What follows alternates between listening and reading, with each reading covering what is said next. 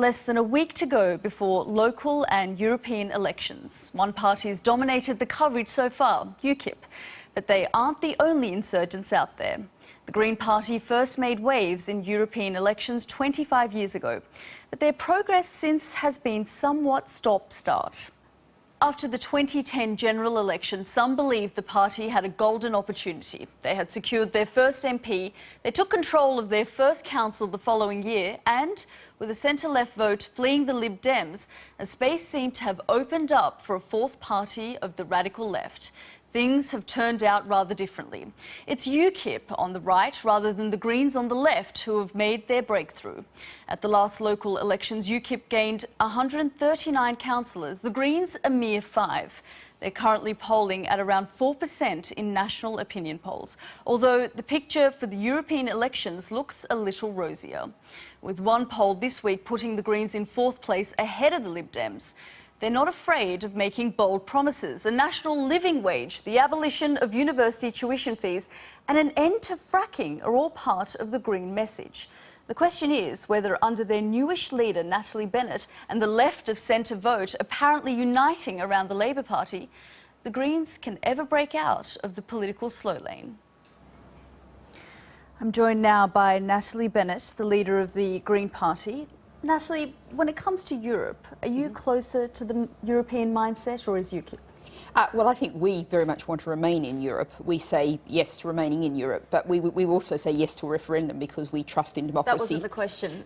Are you closer to the mindset or is UKIP? Well, I'm not sure what you mean by the mindset, but certainly we want to stay in Europe. We very firmly, if there is a referendum, we would campaign to remain in the European Union because it provides a foundation of standards of workers' rights, standards of consumer rights, human rights standards, and of course environmental standards. But you only have to look at the polls to see who's closer to the European mindset, what people are thinking, what they're more connected with. Well, I think if you look at the fact of the last poll on whether people would vote to remain in Europe or not in an in-out referendum, it was 54% in favour, quite a clear majority.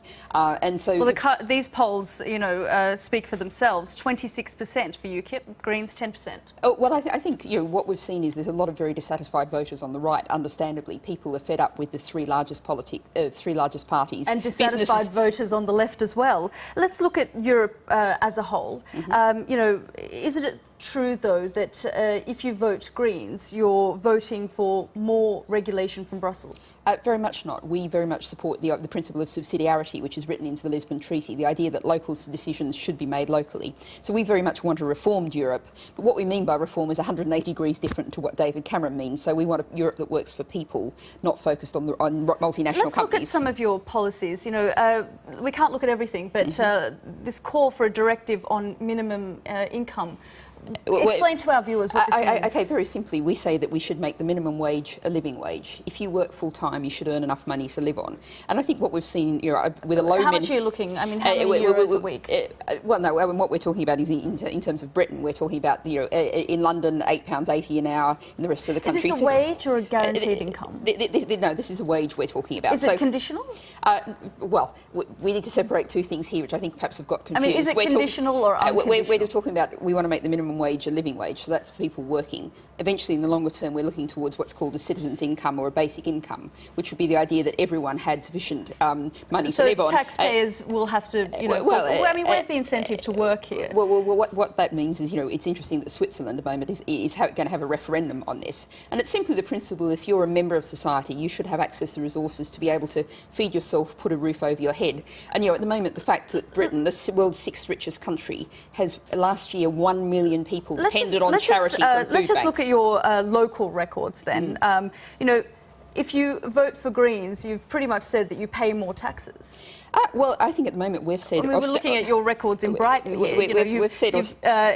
you wanted to impose an almost 5% tax, and when you couldn't through the referendum, you pushed as much as you could, which was 10%. I'd like to pick the word up there, which is impose. We wanted to offer the people of Brighton and Hove a choice to say that austerity had gone too far, and the pain for the mistakes, the fraud of the bankers was being laid far too much on the poor and the disadvantaged. And we wanted to have that 5% council tax rise to pay for social care. we're just running out of time. What does success look like for you? We only need a swing of 1.6% in these proportional representations for Europe to treble our number of MEPs. Ahead of the Lib Dems? Yes, and Would that be a failure if it wasn't? I'm confident that we're going to see, the Lib Dem vote. Will you resign tanking. if you don't make it? Well, I think I'm up for re-election in September, so it'll be up for the Green Party members to decide. Okay. Natalie Bennett.